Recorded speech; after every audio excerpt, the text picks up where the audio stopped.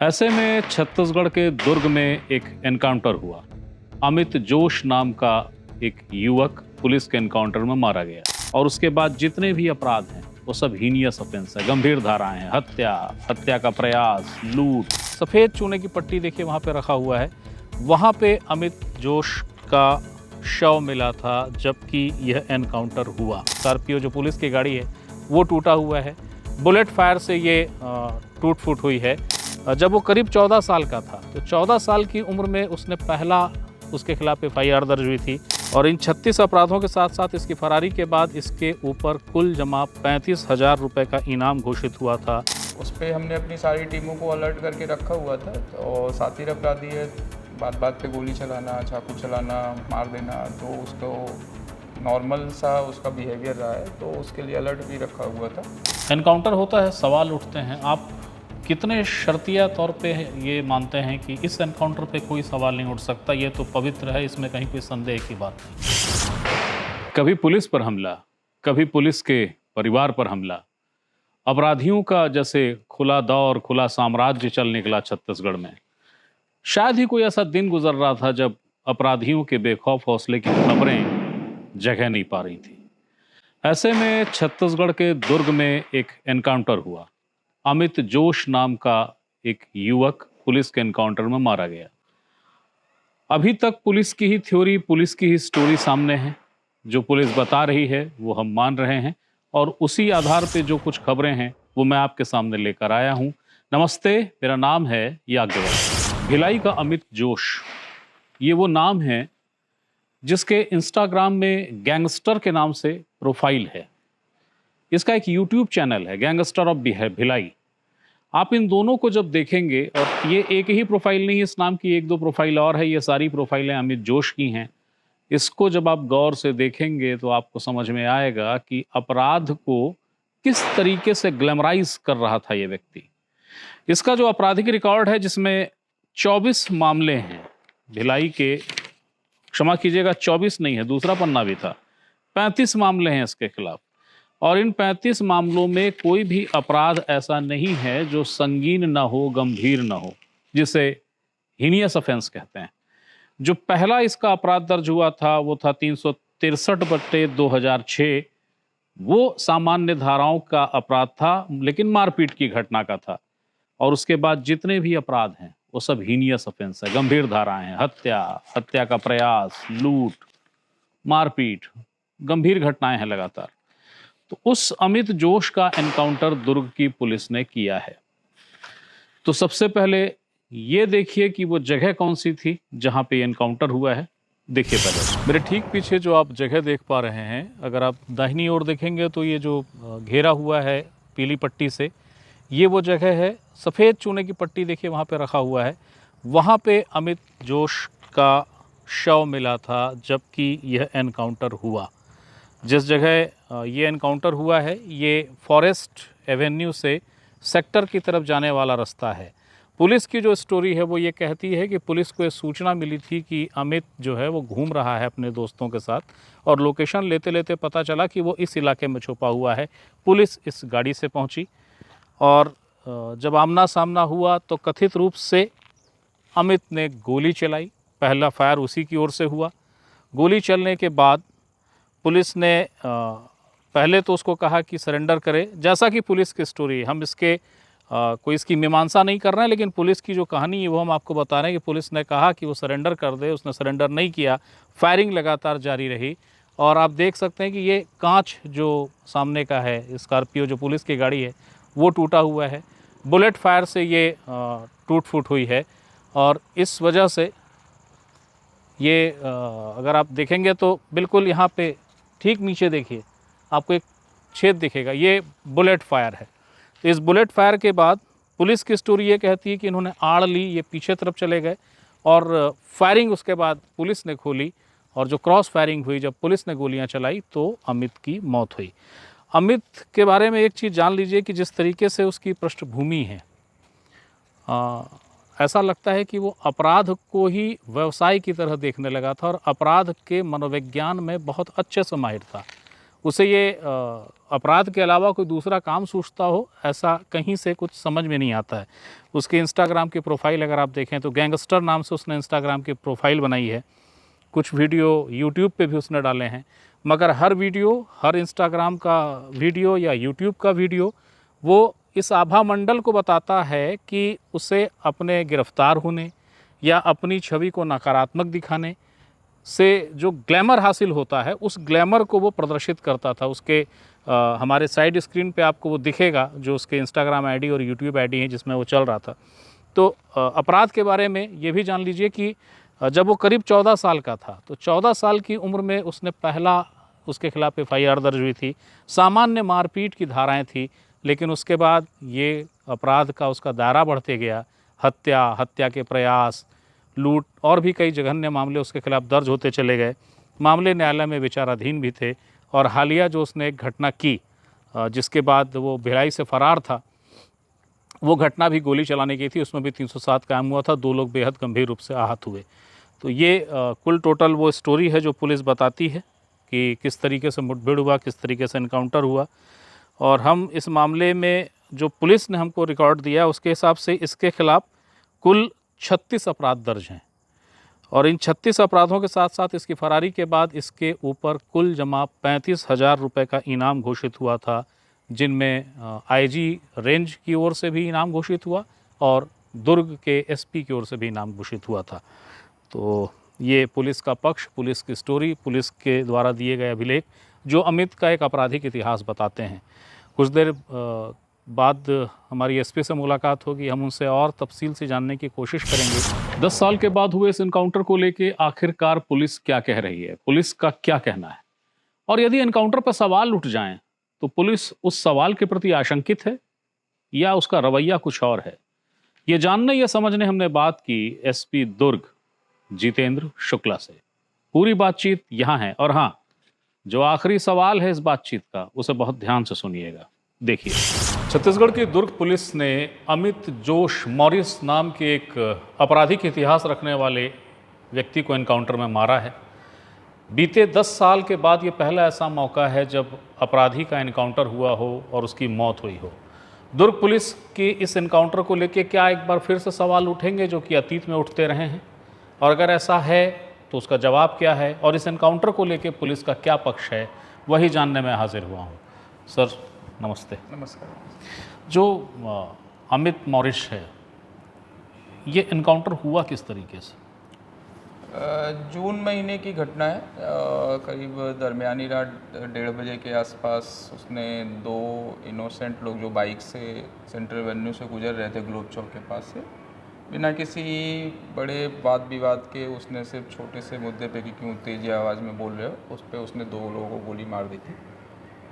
तब से वो हमारे राडार पे था, और उसके साथ जो उस घटना में इन्वॉल्व लोग थे 4-5 लोग, हमने सभी को अलग अलग जगहों से अरेस्ट करके तो जेल भेज दिया था, परंतु ये उस समय से फ़रार था। और चूँकि शातिर अपराधी है, अपराध का शौक़ रखता है, अपराध की दुनिया में कैसे बने रहना है, कैसे बचना है, ये सारी चीज़ें पता थी, तो उसका सहारा लेकर वो करीब 4 साढ़े 4 महीने से फ़रार था। परंतु पिछले 2 दिन से हमारे पास इनपुट थी कि वो या तो शहर आ सकता है इन 2 दिनों में, या शहर में है। उस पर हमने अपनी सारी टीमों को अलर्ट करके रखा हुआ था। और शातिर अपराधी है, बात बात पे गोली चलाना, चाकू चलाना, मार देना, तो उसको नॉर्मल सा उसका बिहेवियर रहा है, तो उसके लिए अलर्ट भी रखा हुआ था। कल शाम को हमारी एक क्राइम डी पेट्रोलिंग टीम थी, उसको वो जयंती स्टेडियम के पास में दिखा था। उसने अपने जैसे ही दिखा तो कंट्रोल और अपने वरिष्ठ अधिकारियों को सूचित किया, और ख़ासकर क्राइम के जो टीएसपी और टीआई लोगों ने तत्काल अपनी टीमें 2 निकाल कर उसको जयंती स्टेडियम के पास घेरने का प्रयास किया। उसी दौरान उसने पुलिस को देखकर भागने का प्रयास किया, जिस पे हमने उसको पकड़ने और उसको सरेंडर करने के लिए बोलने पर उसने गोली चलाई। पुलिस व्हीकल पे गोली लगी, और तत्काल फिर हमको एहसास हुआ कि उसके पास वेपन भी है। वेपन का एहसास होने के बाद हमने कवर लेके फिर जवाब में उसको फिर से बोला कि वेपन सरेंडर करके अपना अरेस्ट हो जा, परंतु उसने उसमें जवाब में भी फिर से फायर किया। उसके बाद पुलिस ने आत्मरक्षार्थ जो आवश्यक था उस पर फायरिंग खोला और शायद 4-5 मिनट फायरिंग चली। उसके बाद जब शांति हो गई तो जाकर निरीक्षण करने पे देखे तो वो मृत पाया गया। उसके बाद की जो वैधानिक कार्रवाइयाँ हैं वो अभी चल रही हैं और आज शाम तक पूरी हो गई। उसका क्राइम रिकॉर्ड, क्राइम हिस्ट्री क्या है उसकी? उसके खिलाफ पिछले 36 अपराध हैं अभी तक हमारे जो रिकॉर्ड में हैं, अंतिम 307 को लेके।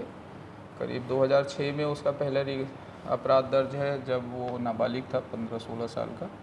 तब से लेके अभी तक टोटल 36 अपराध हैं और ये कल वाला 37वां होगा। इसमें ज़्यादातर अपराध जो हैं वो 307 के हैं। करीब 7-8 अपराध हैं जो 307 से रिलेटेड हैं, जिसमें उसने हत्या का प्रयास के लिए अलग अलग टाइम में अलग अलग लोगों को, इनोसेंट लोगों को या तो चाकू से या तो गोली से मारने का प्रयास किया है। एक हत्या का अपराध है, 4 लूट है, 1 डकैती है। ऐसे करके देखेंगे तो 17-18 अपराध, 19 अपराध नॉर्मली जो है वो गंभीर किस्म के हैं। 2-3 354 के अपराध हैं और बाकी नॉर्मली मारपीट करके पैसे छीन लेना, वो सब करके तो उस तरह के उसकी आदतन अपराधी रहे। ऐसी खबरें हैं कि सोशल मीडिया पे अलग अलग अकाउंट बनाया था वो, और उसने अपनी एक अजीबोगरीब सी फ़ैन फॉलोइंग बना ली थी कि ठीक है वो अपराध की दुनिया में है मगर उसकी भी एक फ़ैन फॉलोइंग है। क्या ऐसा कुछ आप लोगों को भी समझ आया इन्वेस्टिगेशन के दौरान? इंस्टा पे उसकी अपनी कुछ प्रोफाइल्स हैं और रील्स हैं। जुर्म की दुनिया को ग्लैमराइज करने का काम करता था और शौकिया आदमी था। उसका खुद का ये मतलब स्वप्न था कि मतलब वो भिलाई शहर का सबसे बड़ा गुंडा बनेगा, ऐसा उसका खुद का। और उसके जो नीचे जो काम कर रहे थे, जिनको हमने पिछले जून में भी 4-5 लोगों को जेल भेजा, 1-2 लोगों को जिला बदर किया, 1-2 लोगों के खिलाफ और भी जो एक्शन होने थे वो किए। तो उसके माध्यम से पता चला कि वो अपराध इसलिए नहीं करता कि उसकी ज़रूरत थी या कुछ था, वह अपराध इसलिए कर रहा था क्योंकि उसको यहाँ की अपराध की दुनिया में अपना नाम कायम करना था। तो जुर्म की दुनिया के प्रति उसका लगाव था, तो वो शौकिया ही था उसके लिए। उसका पारिवारिक बैकग्राउंड के बारे में जो सूचनाएं हैं वो भी कहती है कि उसके पिता के खिलाफ भी बहुत सारे क्राइम हिस्ट्री उसका थी। पिता भी गुंडा बदमाश में थे, उनका नाम भी पुलिस में था। उसके और जीजा का भी शायद। उसका जीजा भी गुंडा बदमाश है। इवन इसी केस में जो जिस पिस्टल से उसने फायर किया था, उसके जीजा और उसकी बहन को बुला के पूछताछ करने के बावजूद उन्होंने सब डिनाई कर दिया था। बट जब हमने उसके खिलाफ कार्रवाई करते हुए उसके जीजा और उसकी बहन के घर की तलाशी ली थी, तो वो वेपन जिससे फायर हुआ था वो उसके जीजा के यहाँ ही मिला था। जिस अपराध में शरण देने में और वेपन रखने में उसका जीजा भी जेल में था और अभी शायद उसको जमानत होने वाली। जिस तरीके से प्रदेश में लगातार घटनाएं घट रही थी, अलग जैसे सूरजपुर की घटना हुई, आरक्षक के ही घर में पत्नी और बिटिया को मारा गया नृशंस तरीके से, लोगों में गुस्सा भी था, पुलिसिंग को लेकर सवाल भी उठ रहे थे। आपको क्या लगता है ये घटना, इस तरीके से एनकाउंटर होना पुलिसिंग को बूस्ट करेगा? मुझे लगता है कि हमको सामान्य तरह से देखना चाहिए। मतलब बूस्ट हो सकता है, बूस्ट करे, पुलिसिंग को थोड़ा सा साहस मिले, उसको थोड़ा सा ये प्रूव करने को मिले कि नहीं, हाँ हम दुर्दांत अपराधियों के साथ मतलब सख्ती से पेश आते हैं। और ये सवाल जो उठ रहे थे उसके जवाब के रूप में हो सकता है, परंतु प्रक्रिया सामान्य सी है और ऐसा कोई स्पेशल प्रक्रिया या विशिष्ट प्रक्रिया नहीं यूज की गई है। यह अपराधी भी अगर कानून और विधि का मर्यादा या इज्जत रखते हुए सरेंडर करता तो जो कानून सम्मत विधि सम्मत कार्रवाई होती इसके खिलाफ भी करते, परंतु उसने चैलेंज किया, उसने कानून को मजाक समझा, उसने लोगों की ज़िंदगी को मजाक समझ के रखा था, बात बात पे किसी को गोली मार देना। तो ऐसे लोगों के साथ सख्त से सख्त कार्रवाई करना पुलिस का कर्तव्य है।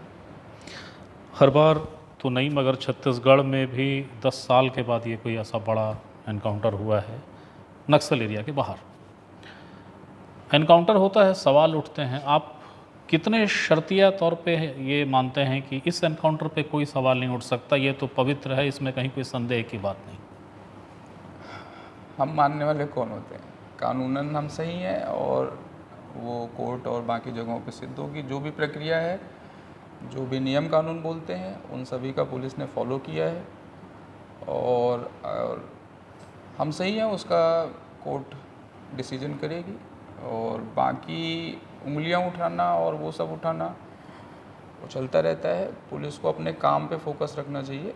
जो भी ऐसे तत्व हैं जिनको लगता है कि कानून मजाक है, जो अपनी जेब में रख के चलते हैं, सोचते हैं कि हम कुछ भी कर लेंगे और कानून के कुछ लूप होल्स या उनका फ़ायदा उठाकर हम जुर्म की दुनिया को ग्लैमराइज कर लेंगे, जुर्म को ग्लैमराइज कर लेंगे, अपनी फ़ैन फॉलोइंग जुर्म से बढ़ाएंगे, जुर्म करने के लिए लोगों को प्रोत्साहित करेंगे।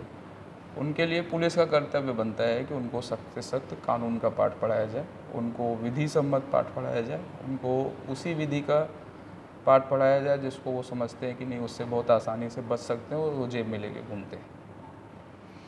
बहुत बहुत शुक्रिया जितेंद्र जी, थैंक यू।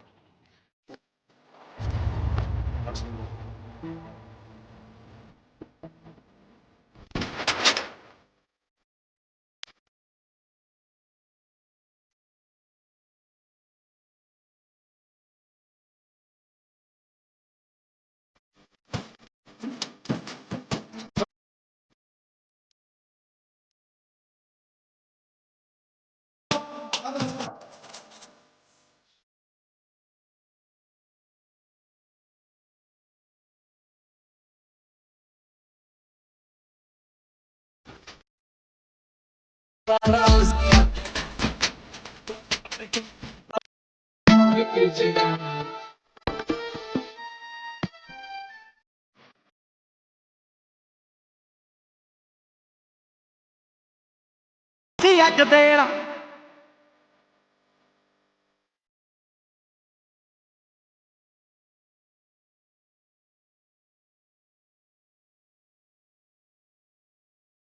तो ये एसपी साहब की बातचीत जो आपने सुनी, जैसा मैंने कहा कि आखिरी प्रश्न और उनका जवाब ध्यान से सुनिएगा, उम्मीद है आपने सुना ही होगा।